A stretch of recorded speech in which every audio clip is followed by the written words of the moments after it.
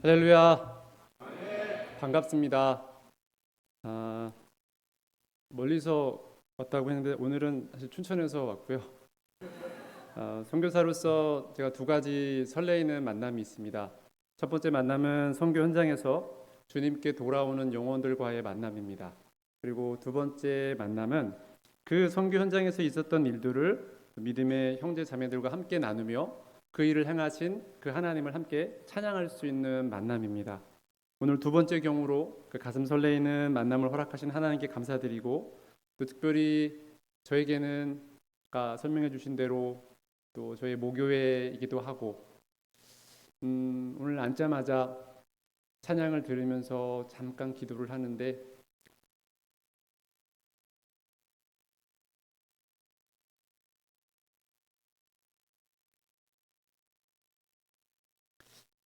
지난 또 2년 동안 우리 교회가 갖고 있었던 그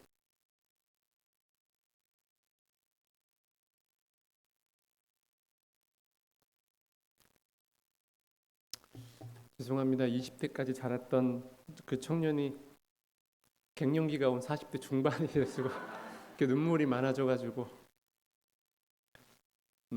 하나님께서 이 교회를 다시 여전히 생각하시고, 또 우리 나는 이남전도회 분들의 찬양이 제가 뒤에 있었는데도 그 사운드와 또 그 안에 어떤 그 하나님을 향한 그 마음으로 이렇게 고백하시는 그 찬양이 너무 감동이었어요. 그리고 개인적으로는 아직 저 교제를 제가 좀 늦게 와서 우리 못 나눠봤지만, 제가 한국에서 잠깐 신학을 하면서 가고 싶었던 교회가 있었어요. 그 교회 중에 한 군데가 바로 우리 한승훈 목사님이 계셨던 교회였어요. 아마 제 기억에 그 기간이 맞다면 한승훈 목사님 그 교회에 계셨고, 저는 아마 원서를 한번 냈던 것 같은데 제 원서를 떨겨뜨린 분이 아니실까라는 생각도 들기도 하고요.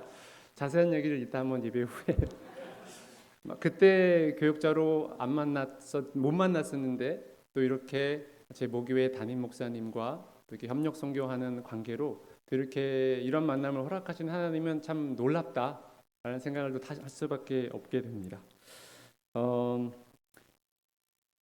오늘 제가 이번에 한국에 오게 된 거는, 제가 속해 있는 또 사역으로는 학생선교단체 JDM에서 사역을 하고 있고, 또 교단적으로는 GMS에 있는데요. JDM 선교대회가 있어서 한국에 오게 되었습니다.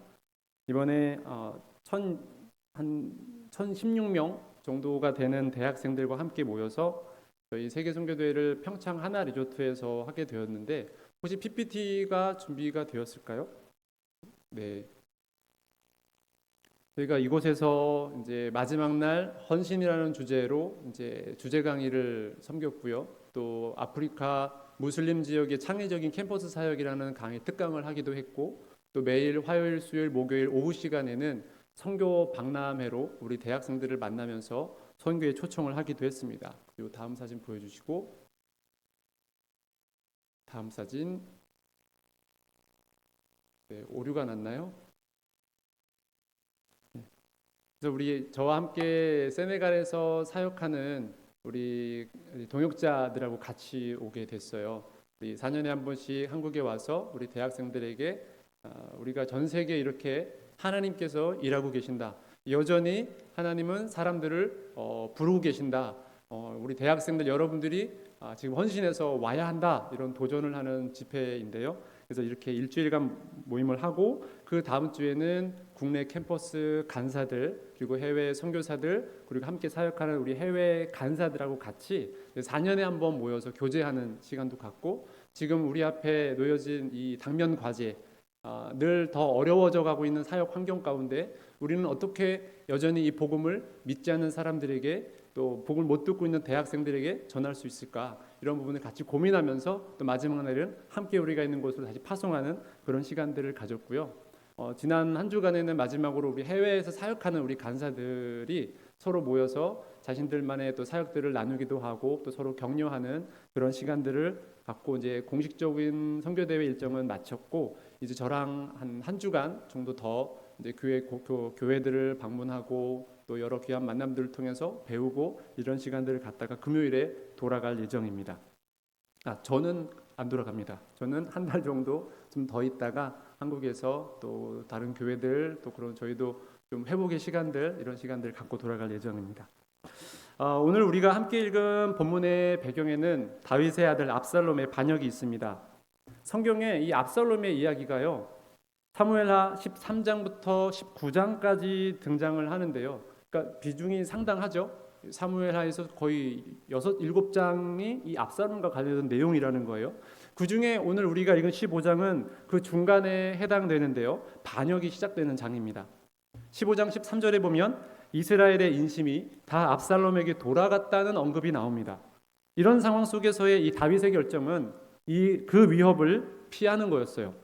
그래서 급하게 예루살렘에서 그를 따르는 사람들과 함께 도망을 합니다. 정신없이 도망을 가다가 어느 정도 안전이 확보된 지점이라고 생각했던 곳에서 잠시 숨을 돌리는데 그 장소가 오늘 본문 17절에 보니까 벳메르학이라는 곳이에요. 자, 이곳에서 다윗은 누가 자기와 함께 도망을 했는지를 살펴봅니다.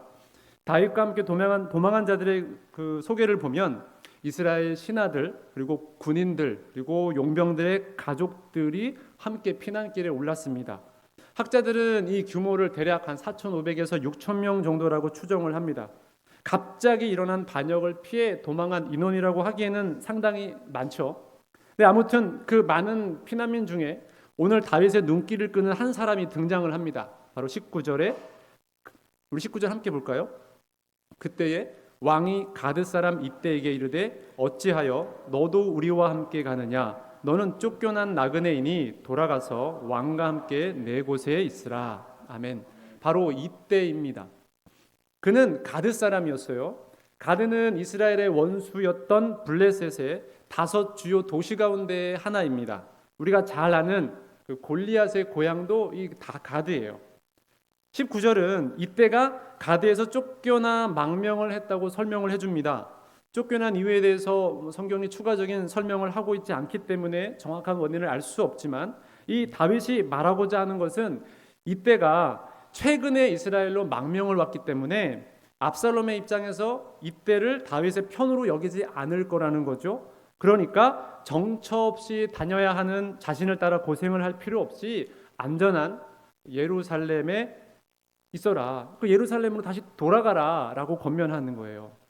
20절에서 다윗이 자신의 상황을 표현하기를 떠돌아다니는 삶이라고 설명했습니다. 여기에 사용된 이 떠돌아다니는 삶의 히브리어 원문을 보게 되면 아누아카라는 단어가 사용되었거든요. 이 아누아카라는 단어의 같은 어근이 또 성경에 많이 쓰였는데 누아란 단어입니다. 그래서 이 단어가 사용된 곳을 보면 지금 이 뉘앙스가 어떤지를 좀 알 수 있는데요. 먼저 창세기 4장 12절에 보게 되면 가인이 아벨을 죽인 후에 그 유리하는 삶을 묘사할 때 이 단어가 사용되었습니다. 그리고 민수기 32장 13절에는 불순종한 이스라엘이 그 백성들이 광야에서 40년간 목적지 없이 돌고 돌았던 그 방황을 표현할 때 이 단어가 사용되었어요. 이사야서 24장 20절에는 술 취한 자의 비틀거림을 표현할 때 이 단어가 사용되었습니다. 즉 지금 이 다윗 앞에 놓여진 삶이 이와 같으니 이때 너는 너와 함께 온 망명자들과 예루살렘으로 돌아가라 이렇게 얘기를 하는 거예요. 목적 없이 방황하고 떠돌아다녀야 하는 삶이 아니라 보호와 미래가 보장된 은혜와 진리가 있을 그 예루살렘으로 돌아가라라고 권면했습니다. 사랑하는 성도 여러분, 이에 대한 이때의 반응이 무엇입니까? 우리 함께 21절을 볼까요? 21절을 보게 되면 함께 읽겠습니다.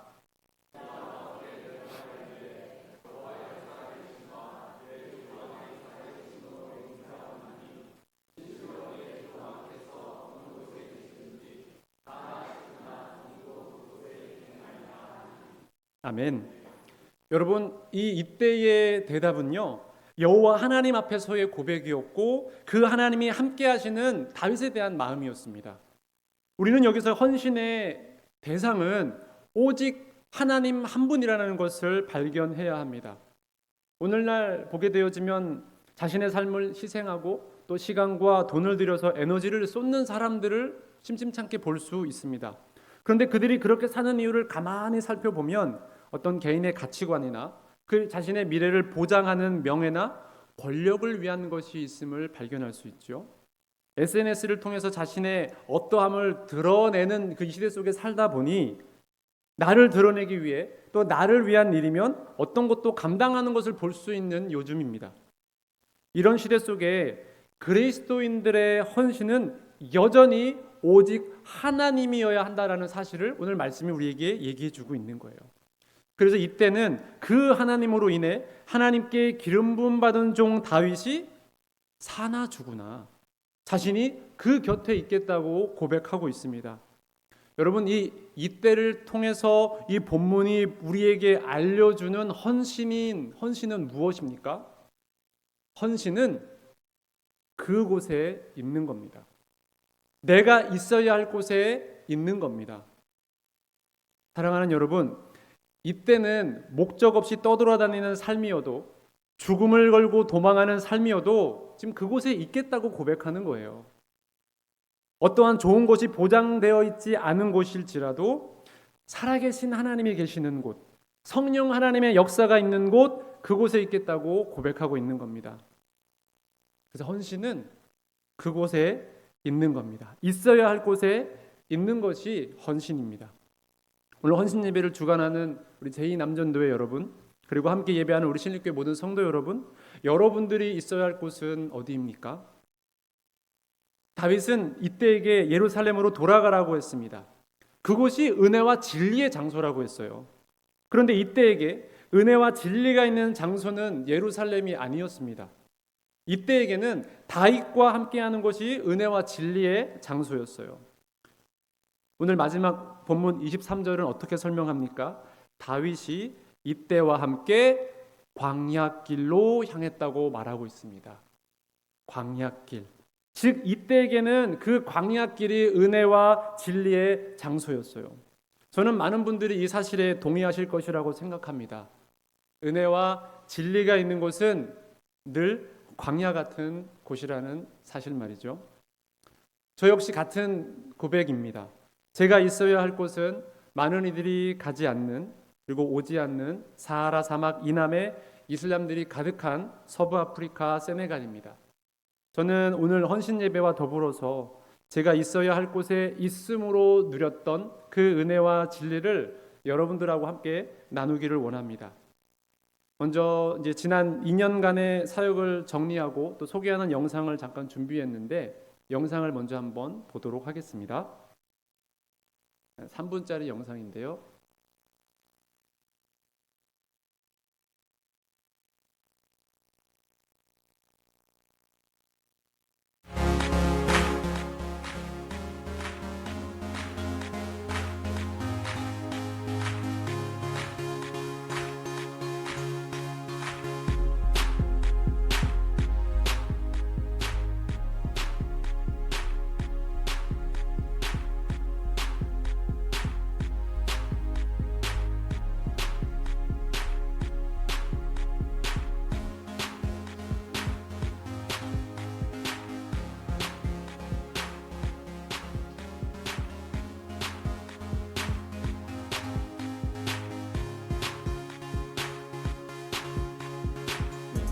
방송사고가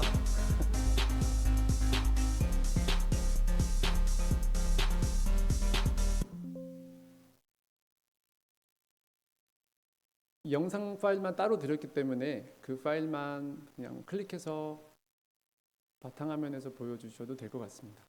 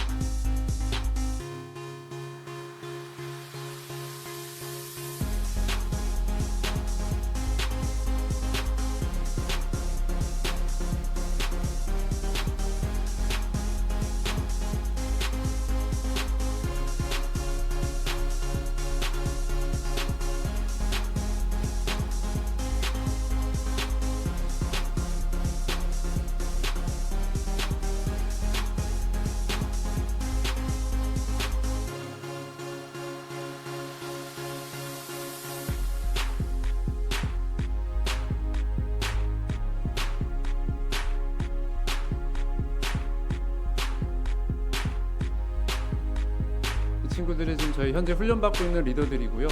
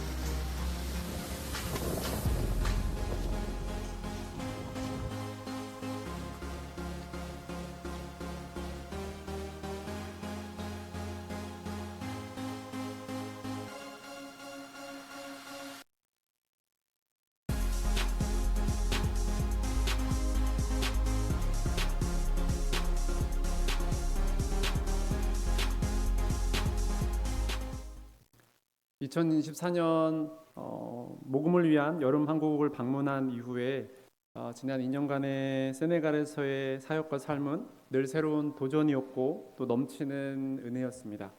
물론 늘 좋았던 것만은 아닙니다. 어려움들도 있었는데요.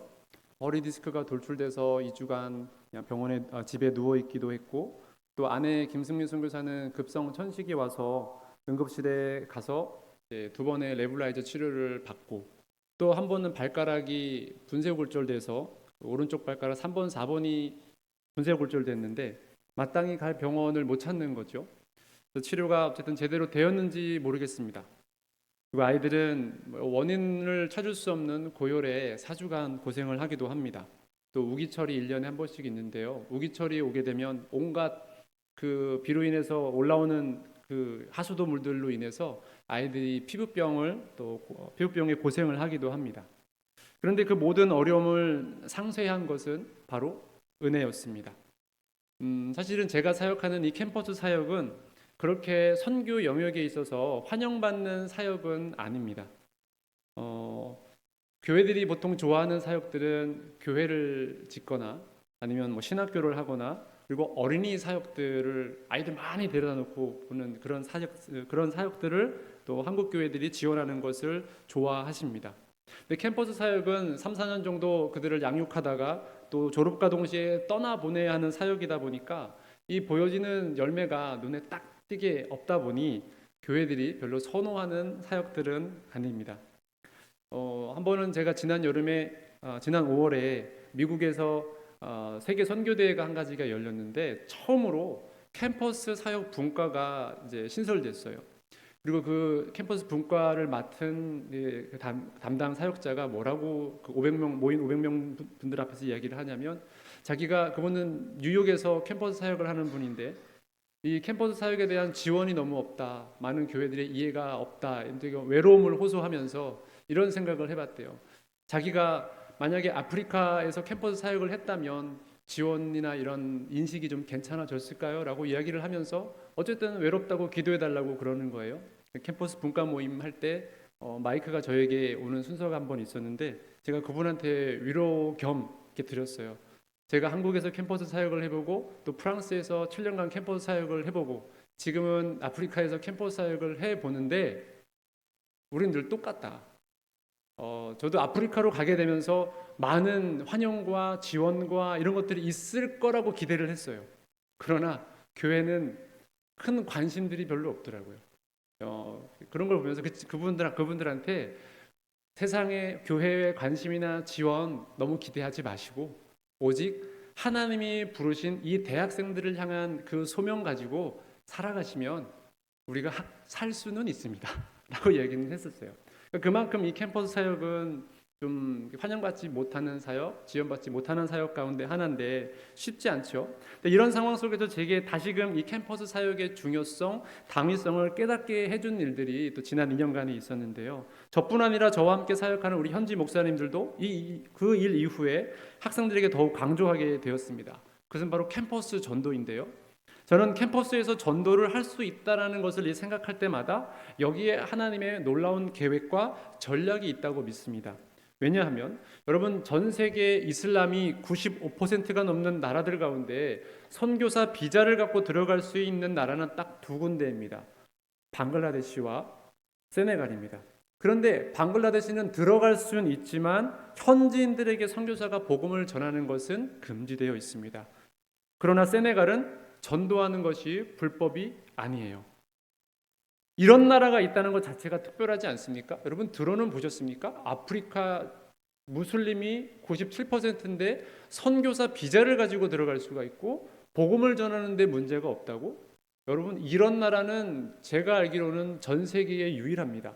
그러면 왜 하나님께서 이렇게 전 세계 유일한 이런 나라를 두게 하셨을까? 지금 아프리카에는 북쪽에서부터 사하라 사막 이남 지역으로 무슬림들이 막 남하하고 있습니다. 저희 세네갈 주변만 해도 모리타니, 말리, 기니비사우, 감비아 이런 나라들은요 다 생소한 이름들이죠. 이런 나라들은 대부분 무슬림이 거의 95% 이상인 나라들이고 다 선교사 비자를 가지고 들어갈 수 없는 나라들입니다. 그런데 유일한 것 바로 세네갈만 이것이 가능하다라고 하는 거죠. 저는 그걸 생각할 때마다 이것은 지금은 복음화율이 미미하지만 0.25%밖에 되지 않지만 이 세네갈의 전도 자유가 서부 아프리카 무슬림 국가의 복음화를 위한 하나님의 전략이라고 저는 믿고 사역하고 있습니다. 물론 전도의 자유가 있지만 이 무슬림들이 똘똘 뭉쳐서 전도를 당하지 않으려고 해요. 그리고 아프리카는 대부분 이제 시종 마을입니다. 그 마을에 가면 다 그 가문들이에요. 그래서 마을로 전도를 하러 가면 동네 사람들이 다 압니다. 그러니까 마을에 들어가서 전도를 하는 일이 정말 쉽지 않은 일인 거죠. 그런데 캠퍼스는 달라요. 학생들이 그 가족의 시선으로부터 외부의 시선으로부터 일단 자유합니다. 그들 혼자 공부하러 왔기 때문에. 또 화면 한번 보여주세요. 제가 한 번은 법대 건물 쪽에 전도를 하러 갔다가 한 학생을 만났습니다. 이 앞 사진입니다. 이 학생은 자기를 소개하기를 세네갈의 주요 이슬람 종파 중 하나인 세네갈 안에 몇몇 우리가 일반적으로 아는 뭐 수니파 이런 시아파 이런 이슬람 말고요. 약간 신비주의 계통인데 수피즘이라고 하는 그 이슬람들 그 사계에 그 안에 자기들만의 자생된 어떤 종파들이 있어요. 근데 두 번째로 큰 종파가 무리드라고 하는 종파인데 이 종파의 창시자가 지금 사진에 보이는 아마두 밤바라고 하는 사람입니다. 근데 이 친구가 자기를 소개하기를 자기는 아마두 밤바의 증손자래요. 이 사람들은요 한 마을에 사는데 그 마을이 이슬람의 그 세네갈에서는 성지로 지정되어 있습니다. 1년에 한 번 그 날이 되면 이 모든 이 무리드파 사람들이 그를 추모하기 위해서 이 지역을 가요. 세네갈에 고속도로가 두 군데가 나 있습니다. 물론 아프리카 서부 아프리카에 고속도로가 있다는 것도 이 주변 분들은 와서 다 놀래요. 와, 세네갈에 고속도로가 있냐고. 근데 이 고속도로가 두 군데가 나 있어요. 공항에서 다카 그리고 외국인들이 관광지로 오는 곳이 있는데 거기까지 가는 고속도로가 하나 있고요. 또 하나는 이 다카에서부터 이 사람이 태어나고 죽은 도시 뚜바라고 하는 도시인데 거기까지 고속도로가 하나 나 있습니다. 그 길은 1년에 한 번만 사람들이 모여요. 그럼에도 불구하고 고속도로를 놓을 정도로 이 사람들의 신앙의 중심이나 영향력이 막강하다라는 거죠. 근데 이 사람의 증손자래요. 그는 계속 한 18살까지 그곳에 살다가 이제 대학 공부를 위해서 다카르에 온 겁니다. 처음에 이 친구가 자기가 이 아마두 밤바의 증손자라고 얘기했을 때 제가 조금 식은땀이 났어요. 또 잘못했다가 내가 어떻게 되는 거 아닌가. 복음의 자유는 있지만 이 무리드 종파의 창시자의 증손자니까 그 그룹들 사이에서 뭔가 또 이 사람을 지켜보는 호위무사라든지 뭐 이런 경호원들 있는 거 아닌가라는 막 혼자 생각을 막 한 거예요. 근데 하나님 어떤 마음을 주셨냐면 지금 아니면 이 친구는 복음을 들을 수가 없다. 그래서 이 친구에게 복음을 전했어요. 전할 수가 있어요. 왜냐하면 무슬림들은요, 이 복음이라고 하는 단어가 불어로 에방질이라고 하는데, 이 에방질이라고 하는 단어를 한 번도 들어본 적이 없습니다. 그래서 너 에방질을 알아? 들어봤니? 물어보면 다 100이면 100 다 모른다 그래요. 그래서 내가 그거 좀 설명을 해줘도 될까? 이렇게 질문하면 다 하라고 해요. 그래서 복음을 전할 수 있어요. 뭐 물론 이 복음을 다 이렇게 전한다고 해서 열매가 다 거쳐지는 건 아니지만, 그래도 우리가 그리스도인으로서 그 복음을 전할 때 우리가 하나님께서 주시는 힘과 은혜가 있잖아요. 우리 지체들도 이제 이것들을 누리는 거예요. 그러면서 하는 모두가 다 동의하는 것이, 여기가 캠퍼스 사역이기 때문에 가능하구나. 우리가 마을에서 복음을 전하려면 너무 어려운데, 마을로부터 독립되어 온 이 학생들이 이곳에 모여 있으니 이들에게 전도를 하는 것은 어쩌면 그들의 인생 가운데 복음을 들을 수 있는 유일한 기회일 수 있겠다. 이것을 생각할 때 이래서 캠퍼스 사역이 중요하다는 것을 우리가 알게 되었고요. 이 캠퍼스 사역에서 중요한 것 또 한 가지가 바로 주일 예배입니다. 다음 사진 보여주시면, 세네갈 이슬람이 97.2%라고 말씀을 드렸는데요. 그러니까 세네갈에서는 교회를 찾기가 쉽지가 않습니다. 한국처럼 그나마 있는 세네갈 교회들이 홈페이지를 갖고 있는 것도 아니고, 또 이 학생들이 또 그런 문화에 있는 친구들도 아니에요. 그러니까 세네갈에 주소가 없거든요. 근데 배달 시스템이 있어요. 그래서 구글에다가 이제 구글맵에서 저희 집 위치를 이제 해서 공유를 해서 보내면 와라 이렇게 하는데, 이 세네갈 친구들은 이게 익숙치가 않은 거예요. 그렇게 살아왔던 친구들이 아니다 보니까 그거를 보내도 꼭 전화가 옵니다. 배달을 하러 가야 되는데 어디로 가야 되냐고. 그러면 설명을 해야 돼요. 그러면 우리 동네에 제일 큰 건물 뭐가 있는데 거기까지 와. 그리고 거기서 오른쪽으로 한번 꺾고 그다음에 왼쪽으로 한 2번 돌아가면 한 파란색 대문이 있어. 글로 와. 이런 식으로 어쨌든 배달을 하는데, 약간 뭐 우리나라의 60년대 70년대인데 지금 어쨌든 인터넷은 발달되어 있어서 이 모든 게 약간 과도기인 나라예요. 과도기인 나라인데, 어쨌거나 이 종교적으로는 굉장히 우리 개신교가 거의 없기 때문에 뭐 예배당을 찾는 것이 쉽지가 않아요. 근데 우리 공동체에서 거주하는 훈련생들이 32명입니다. 매주 주일날, 그런데 60여 명의 대학생들이 모여서 하나님을 예배하고 있어요.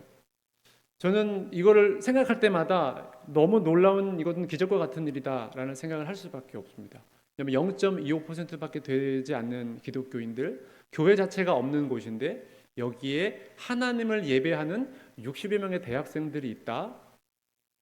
하나님은 여전히 이 땅을 사랑하시고 이들을 통해서 하나님의 그 복음들이 또 마을로 확장되어 나가시기를 원하시는데, 그렇다면 우리의 역할이 너무나 중요하다라는 것을 생각하게 되는 거죠. 왜냐하면 아프리카에서 대부분 많은 분 들어는 보셨을 겁니다. 아프리카 분들이 신학이 많이 약해요. 그냥 하나님의 강권적인 역사로 회심자들이 생기거든요. 그러면 그냥 그 교회에서 가장 신앙생활 잘하는 사람을 그냥 목사 안수 주고 보내요. 그러니까 신학교 교육이 거의 부재한 곳입니다. 그렇다 보니 어떤 일이 발생하냐면, 이분들이 예배는 해야 되겠고 그냥 성경 구절 하나 읽고 자기 그냥 일주일 동안 기도하면서 받았던 은혜, 간증 이런 거 얘기하는 거예요. 물론 그것도 귀하죠. 그러나 우리는 이 땅에 하나님께서 우리에게 특별 계시로 이 성경 말씀을 주셨습니다. 이 성경에 하나님에 대한 모든 것들이 담겨져 있어요. 성경만 잘 공부해도 다른 데 갈 필요가 없잖아요. 하나님을 가장 잘 알 수 있는 길은 어떤 체험이나 무엇보다 일단은 하나님의 말씀인데, 아프리카 사람들이 그래서 신학이 많이 부재합니다. 그래서 저희는 우리 오늘 예배 오는 학생들에게 정말 성경에 기반한 바른 해석을 통해서 개혁주의 신학을 그들에게 가르치고, 그들이 그것을 가지고 고향교회로 돌아가서 또 자기들이 배운 것들을 나눌 수 있게 하는 것이 저희 비전 가운데 하나예요. 저희가 예배당이 이렇게 넓지는 않습니다. 예배하는 공간이 50명이 들어서면 자리가 없어요. 그래서 아까 사진 속에서 한 사진은 복도에 있는 사진이에요. 한 60명 정도가 모이니까 한 10명 정도는 이 복도에서 예배를 해야 되는데 마음에 지금 고민이 많습니다. 한국교회에 이런 얘기들이 있잖아요. 이 예배당이 3분의 2 정도가 다 성도들로 차면 이제 예배당 중축이나 확장을 고민해야 된다. 이런 얘기들이 있어요. 근데 저희는 이미 찼어요. 이미 찾는데 지금 저희 고민은 뭐냐면 일단 카프린에서 하는 기숙사 건축을 지금 하고 있기 때문에 이 부분은 일단은 언젠간 주님께 일단은 이렇게 잠깐 미뤄두고 거기에 집중하고 있는데, 아무튼 이 부분도 언젠가는 하나님 앞에 또 해결해야 될 문제인 것 같아요. 이 부분들을 위해서 또 기도를 부탁을 드립니다. 이제는 이제 카프린 사역 얘기를 좀 잠깐 나누려고 하는데요. 제가 2년 전에 한국에 왔던 이유가 이 카프린 청소년 기숙사 건축 때문이었습니다. 근데 사실 굉장히 힘들었어요. 그 2달 동안 모금을 하러 왔는데, 제가 이제 늦게 신학을 하고 계속 선교단체에서 간사로 사역하고 하다가 보니까 이제 아는 교회들이 많이 없는 거예요. 그래서 제 성향이 그게 잘 안 되는데, 제가 뭐 저를 어떻게 기억하시는지는 잘 모르겠습니다. 근데 제가 사실 은근히 수줍음이 많고 잘 얘기들을 못하는 경향이 있습니다. 자리가 마련되지 않으면 제 얘기를 잘 하지 못해요. 근데 이 교회들을 찾아서 알려야, 이 비전이 나눠져야 이 뭐 후원이라든지 기도가 들어올 테니까 선교사의 사명을 가지고 일단 교회를 찾아갑니다. 근데 제 동기들이 저보다 다 뭐 10살, 12살 어린 친구들이에요. 그리고 이제 갓 목사 안수를 받아서 교회에서 그 역할이 좀 미미합니다, 아직은. 근데 일단은 수요 예배나 금요 기도에 가요. 동기들을 만나서 인사하고, 그 다음에 우연을 가장한 담임 목사님을 좀 이렇게 소개 좀 시켜줘. 이래서 담임 목사님을 만나서 저희 비전들을 나누고 이 일들을 좀 이렇게 도와주실 수 있는지 부탁의 말씀도 드리고 하곤 했어요. 그런데 이게 제 성향에 맞지 않으니까 한 달이 지나니까요, 제 얼굴이 흑색이 됐어요. 그래서 남은 한 달은 제가 한의원 다니다가 출국을 했었습니다. 그때 우리 신일교회 너무너무 감사드립니다. 교회 차원에서 특별한 그 주간을 또 정하셔서 온 교회가 힘을 모아서 마음을 모아서 그 당시 500여만 원의 재정을 보내주셨는데, 그렇게 힘들었던 저에게는 너무나 위로가 됐고 힘이 됐던 그런 시간이었습니다. 아무튼 자, 모금이 잘 되지 않았었어요. 거의 이제 돌아갈 날이 한 일주일 남았는데요. 당시 1억 5천 정도가 모금 목표였는데 당시 한 3천만 원 정도가 모금이 됐었습니다. 뭔가 선교사로서 각오하고 2달 왔는데 이 모금액이 너무 미미하다 보니까 뭔가 체면도 안 서는 것 같고 막 그랬던 마음에 마지막 교회를 방문하면서는요, 제가 심지어 하나님께 이런 기도를 한번 했었습니다. 주님, 지금 이 성도님들 가운데 재벌을 두신 거 맞죠? 이 가운데 재벌 한 명이 있는 거죠. 주님, 그 재벌의 마음을 감동시키셔서 한 방에 해결해 주실 줄 믿습니다. 주님은 한 방에 해결해 주실 수 있는 분이시잖아요. 이런 기도를 하고 막 그랬었어요. 근데 그런 불온한 기도는 하나님께서 절대로 응답을 주시지 않으셨어요. 하나님은 어쨌든 이상하게도 내가 기대했던 방식으로 일해 주시지 않으셨지만, 그 해 저희가 세네갈로 돌아가고 12월 한 23일, 24일 요때에 마치 크리스마스 선물처럼 목표했던 1억 5천만 원이 다 모금이 되었었습니다. 근데 그 다음 문제가 있더라고요. 이제 모금이 됐으니까 공사를 시작해야 되잖아요. 근데 저희 입장에서는 다카르 캠퍼스에 지금 캠퍼스 사역이 왕성하게 지금 진행되어지고 있는데 300km 떨어져 있는 이 카프린에 가가지고 공사 현장을 감독하는 부분들이 쉽지가 않은 상황이었어요. 그래서 주님, 길을 열어주십시오. 어떻게 해야 될까요? 기도하고 있는데 이 기도가 너무 길어져요. 2024년 여름에 왔는데 2025년 여름이 돼도 공사는 시작되지 않고 어떠한 소식도 못 전하는 상황이 되다 보니까 제 마음에 뭔가 조바심이 들더라고요. 왜냐하면 한국 후원교회들한테 빨리 이 소식을 전해드려야 되는데 마치 그 돈만 받고 튄 사람 같은 그런 상황이 되다 보니까 좀 마음이 좀 어려웠었어요.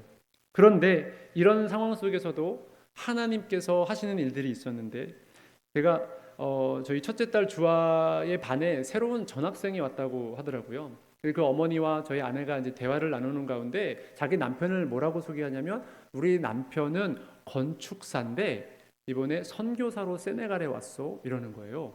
그래서 제가 그 전화번호를 당장 받아서 연락을 해서 사무실로 만나러 갔습니다. 이 팀은 EMI라고 하는 팀인데요, 건축사들로 구성된 선교단체예요. 미국에는 참 다양한 선교단체들이 많아요.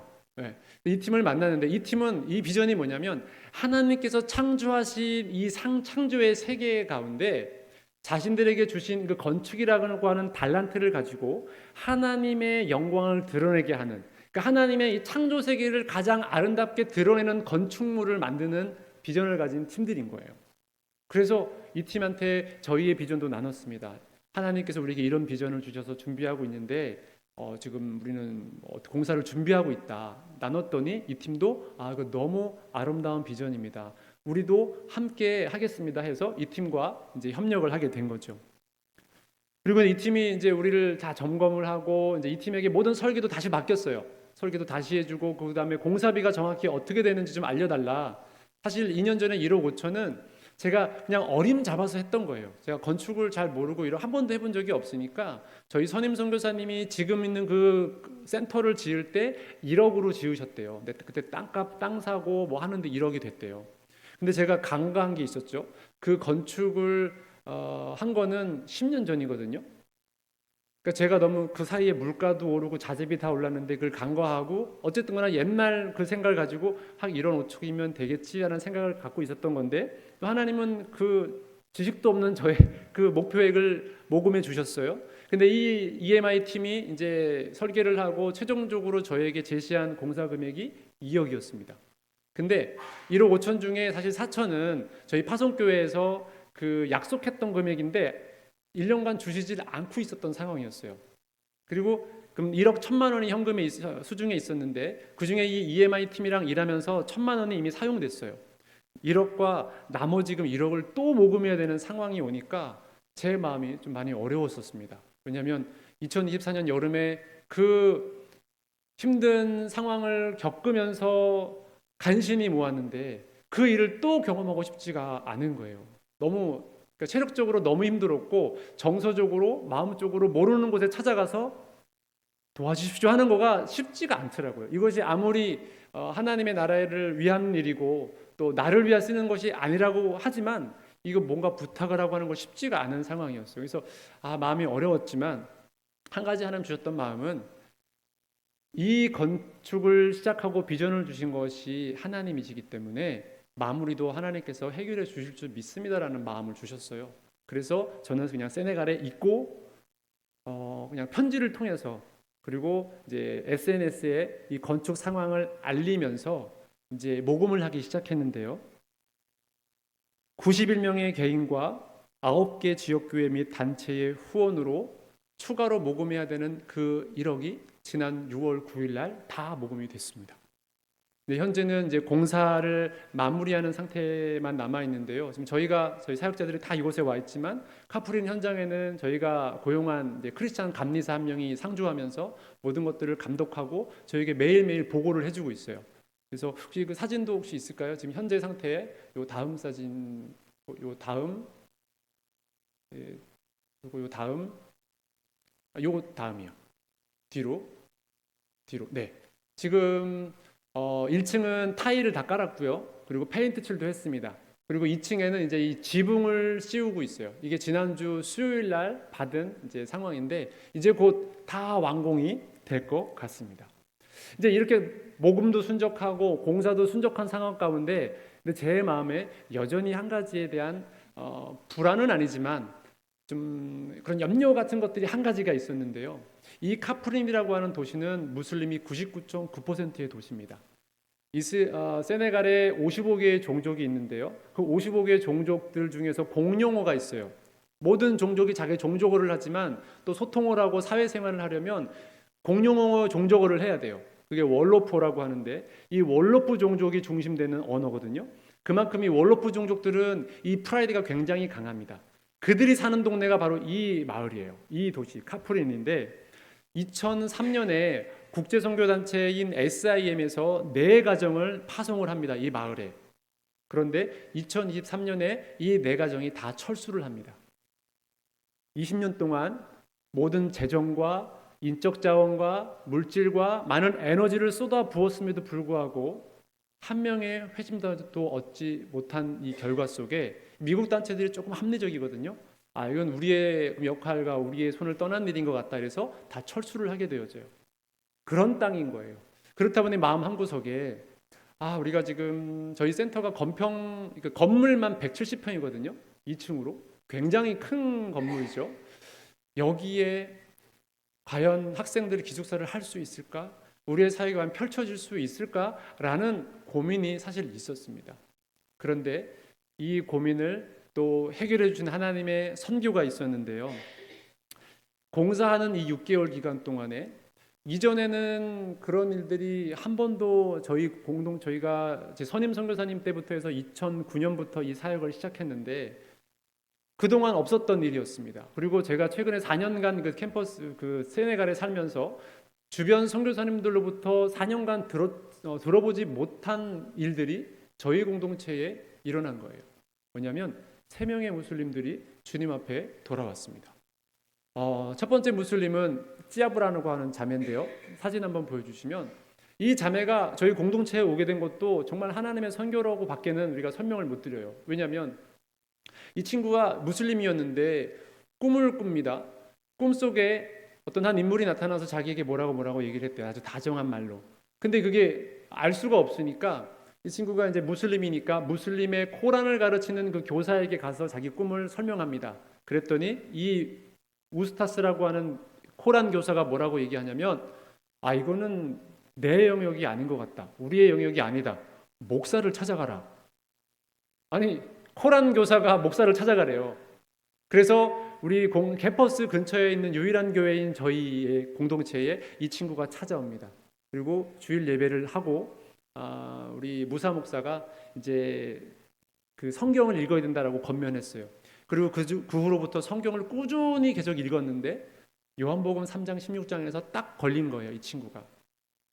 무슬림에서는 예수님을 그냥 단지 선지자로 여깁니다. 근데 선지자로 알고 있던 그 예수님이 요한복음 3장 16장에 보니까 복생자 하나님의 아들이래요. 이게 여기서 걸리는 거예요.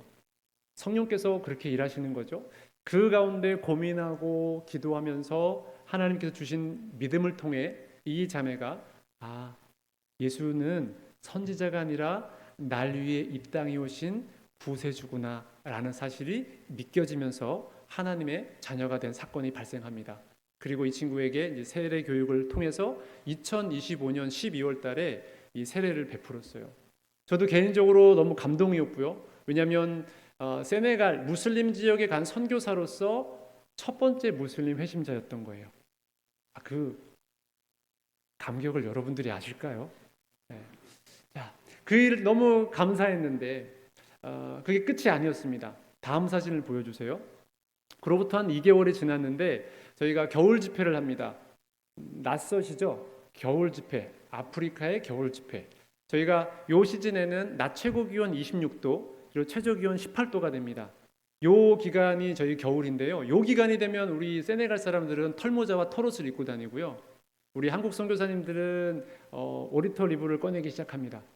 왜냐하면 늘 35도, 40도 이런 온도에 있다가 건물들이 그냥 다 단순해요. 벽돌 쌓아서 그냥 시멘트 바른 건물들이거든요. 그러니까 단열이나 이런 게 하나도 안 돼 있다 보니까 이게 온도가 이렇게 내려가니까 이 몸속에 한기가 너무 느껴지는 거예요. 그래서 저도 처음에 가기 전에는 왜 전기장판을 가져오라고 하지? 이랬었는데 가니까 알겠더라고요. 그러니까 뭐든지 선교 현장은요 가보셔야 돼요. 가보셔야 돼요. 아프리카에 우리 신일교회가 올 날이 있겠죠? 한승훈 목사님에게 한번 너무 먼 곳이라 모든 분들이 그러세요. 보내시면서 그래 우리가 열심히 기도하고 후원을 할게. 근데 너무 멀어서 가기는 쉽지 않을 것 같아. 그리고 한번 오셨던 분들도 다 그런 얘기 하시더라고요. 내가 못 모르니까 이렇게 왔는데 2번은 못 갈 것 같아. 저희가 이번에 한국 올 때 40시간 걸려서 왔거든요. 제일 빠른 비행기가 26시간입니다. 우리 청년들은 멋 모르고 한번 와도 될 것 같은데. 청년들이라고 하기엔 이전 청년들이라는데 지금 거의 기혼자가 됐죠. 경진이 결혼하고 진기도 결혼했다고 들었는데. 아무튼 누구든 환영합니다. 오신다고 하면 세네갈에. 아무튼 이 겨울 집회 때 저희가 3박 4일간 이번에 복음이라고 하는 주제에 맞춰서 수련회를 했어요. 저녁에는 이제 로마서 말씀 가지고 그리고 낮에는 갈라디아서 말씀 가지고 계속 공부를 했는데 저희 공동체에 무슬림 한 명이 살고 있었습니다. 이 친구가 온 것도 뭐 저희의 어떤 이론적인 걸로 설명이 안 돼요. 이 엄마가 무슬림인데 이 자기 딸을 데리고 저희 공동체에 온 겁니다. 왜 왔냐면 이 첫째 딸이 있는데 이 첫째 딸이 대학을 북쪽에 있는 도시로 갔거든요. 근데 그곳에 갔다가 예수 믿는 사람을 만나서 그리스도인이 된 거예요. 근데 엄마가 보니까 이 무슬림 세계에서의 여성의 삶을 늘 보다가 그리스도인이 된 자기 첫째 딸의 삶을 보니까 달라 보이는 거예요. 좋아 보이는 거예요. 그러니까 이 엄마의 마음으로 나는 늦었지만 너라도, 이런 마음으로 나는 무슬림이지만 내 둘째 딸에게도 또 이 그리스도인의 새로운 삶을 주고 싶은 거예요. 그래서 저희 공동체에 데리고 왔어요. 저희야 이 무슬림들이 자기 발로 온다고 하니까 환영했죠. 그렇게 1년을 지냈는데 사실 그 시점에 제가 이 친구를 좀 내보내야겠다라는 생각을 했었어요. 왜냐하면 저희 32명 중에 이 무슬림 자매 한 명이 살고 있었고요. 저희가 복음 전도하려 차원으로 우리 카톨릭 학생들을 받았는데 좀 많이 받게 됐어요. 그때 좀 포부가 막 컸던 것 같아요. 괜히 막 제가 흥분해가지고 그래 다 오라 그래 막 이런 마음으로 했는데 카톨릭 5명, 이 무슬림 1명이 있다 보니까 32명 중에 6명이 이제 타종교인들이잖아요. 그러니까 우리가 전체 어떤 행사를 하고 모임을 할 때 얘네들이 자기들끼리 맨날 앉고 자기들끼리 똘똘 뭉쳐가지고 뭔가 선한 영향력을 발휘하기보다 좀 부정적인 것들이 있어서 제가 이걸 좀 정리해야겠다라는 생각을 하고 있을 때였거든요. 그런데 이 친구가 마지막 날 집회에 리더의 품에 안겨서 막 울고 있는 거예요. 제가 왜 울지? 무슨 슬픈 일이 가족에 무슨 뭐가 있었나? 라는 생각이 들었다가 이 친구가 쓴 이 수련의 소감문을 보면서 알게 됐어요. 이 친구도 그 기간이 이제 라마단 기간 시작하는 기간이거든요. 그 라마단 기간 전에 어쩌면 1년 동안 우리 공동체에 와서 아침마다 6시에 경건회, 밤 9시에 성경 읽기, 수요일날 캠퍼스 모임, 소그룹 성경 공부, 주일 예배를 하면서 하나님의 말씀이 이 자매의 삶에 서서히 젖어 들어왔던 거예요. 그리고 어느 순간인지 알 수 없지만 성령 하나님께서 그 자매에게 믿음을 주셨고 이 자매가 그것 때문에 고민하다가 이 라마단 40일 금식 기도가 시작하기 전에 자기는 결판을 짓고 싶은 거예요. 나는 그리스도인인지 무슬림인지. 그리고 결국 이 친구는 이 수련의 마지막 날 이렇게 주님 앞에 그 은혜에 항복하면서 나는 주님의 자녀입니다라고 회심하는 은혜가 있었습니다. 저는 두 번째 무슬림의 또 회심을 뜻하지 않게 첫 번째 회심자를 경험했을 때도 이미 너무 감격스러워서 막 너무 그랬는데 아니 2개월 안에 또 하나님께서 허락을 해주신 거예요. 와, 근데 다가 아니죠. 5월 1일이면 저희가 홈커밍데이를 합니다. 저희 이제 졸업한 친구들을 이제 그날이 법정 공휴일이거든요. 다 불러요. 근처에 사는 친구들 와서 우리가 지금까지 인도하신 하나님께 우리가 감사합시다. 예배하는 날인데 그날 이제 다 행사가 끝나고 우리 무사 목사님이 전화를 합니다. 제가 세네갈에서는 제레미 목사라고 불리는데 제레미 목사님 혹시 마리아마를 아시죠? 이 마리아마는 어떤 친구냐면요. 이 친구도 2025년 한 4월경에 저희 공동체에 온 무슬림이에요. 이 자매가 되게 인상적이었던 거는 예배를 하고 있는데 설교 중이었습니다. 설교를 하고 있는데 맨 뒤에 앉아 있었어요. 그런데 갑자기 이상한 소리를 내면서 갑자기 몸이 경직되면서 쓰러집니다. 저는 이제 저희가 교회가 속한 교단이 대한예수장례 합동 측이잖아요. 저희의 신학은 개혁주의 신학입니다. 많은 성령의 일하심 물론 있지만 다 인정하지만 그래도 우리는 조심합니다. 성경에서 나오지 않은 일들에 대해서 우리는 다시 한번 성경으로 점검하고 왜 성경이 있음에도 불구하고 하나님께서 이렇게 일하실까? 왜냐하면 악한 영도 일하기 때문에 정말 조심하는 교단이 우리 교단이잖아요. 저는 이런 걸 처음 본 거예요. 내 눈앞에서 어떤 사람이 예배하다 갑자기 비명을 지르면서 쓰러졌어. 제가 처음엔 좀 당황했었습니다. 그러다가 이 친구가 다음에 또 한 번 왔어요. 근데 동일하게 또 설교 중에 하나님의 말씀이 선포되는 가운데 이 친구가 또 막 이런 소리를 지르면서 쓰러집니다. 그때 하나님께서 지켜주셨던 마음이 뭐였냐면 이 친구는 영적 싸움 중이다라는 거예요. 그래서 그 친구가 의식이 회복될 때를 기다렸다가 이 친구에게 복음을 소개했습니다. 그리고 이것은 너에게 일어나는 영적 싸움인데 하나님께서 너를 부르시는 것 같다. 그러니 너 예배하는 자리 빠지지 말고 너가 다카르에 있는 한은 항상 이 예배 자리를 지키도록 해라 라고 권면했어요. 정말 그 이후부터 이 친구가 한 번도 빠짐없이 주일 예배를 왔습니다. 그리고 그 5월 1일 날 홈커밍데이 때 모든 행사가 끝나고 이 친구가 조용히 우리 목사를 찾아간 거예요.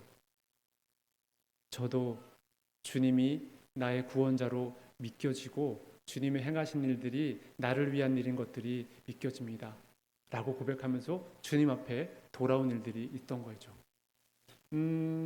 제가 이 3번의 공사를 1월 달에 시작하고 6개월 동안 제가 5일은 다카르에 있었고 이틀은 300km 떨어진 그 카프린에 가서, 그 카프린은 45도입니다. 늘. 그 현장에서 공사 현장을 지키고 막 이렇게 하면서 제 막 몸무게가 4kg가 빠졌어요.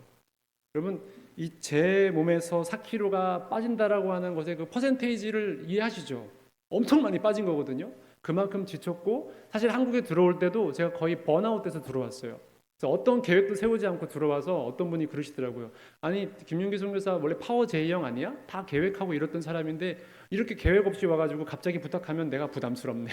근데 저도 어쩔 수가 없었어요. 번아웃이 되니까 계획을 세울 수도 없고, 아무튼 그렇게 일하는 가운데 하나님께서 6개월 동안 공사 현장에 있을 때 하나님의 선교, 하나님께서 이루시는 선교로 그 당신의 무슬림 백성들을 또 구원해 주신 사건들을 저에게 허락해 주셨는데, 이것이 어떤 의미였냐면, 저에게, 제가 고민하고 있었잖아요.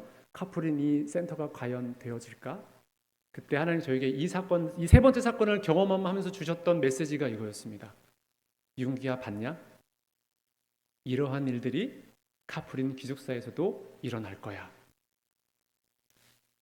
사실 저희 선배님들을 보게 되면 한 55세를 기점으로 선택을 하십니다. 세네갈에 남든지 다른 곳으로 떠나든지. 왜냐하면 세네갈은 사실 살기가 너무 쉽지 않은 곳이에요. 저도 누군가를 초대하고 한번 선교를 동원하기가, 그래 나는 이렇게 살아갔지만 그대에게까지, 그런 미안함이 들 정도의 나라입니다. 그럼에도 불구하고, 그런 사는 것 자체가 쉽지 않은 나라임에도 불구하고 제가 그곳에 있었기 때문에 누렸던 은혜와 진리, 다른 어떠한 것으로도 비교할 수 없고 더 이상 말할 필요가 없는 거예요. 이거 하나면 하나님께서 나를 사역자로 불러주셨는데 이 은혜를 경험케 하는 것만으로도 하나님 감사합니다 라는 고백이 되어지는 거예요.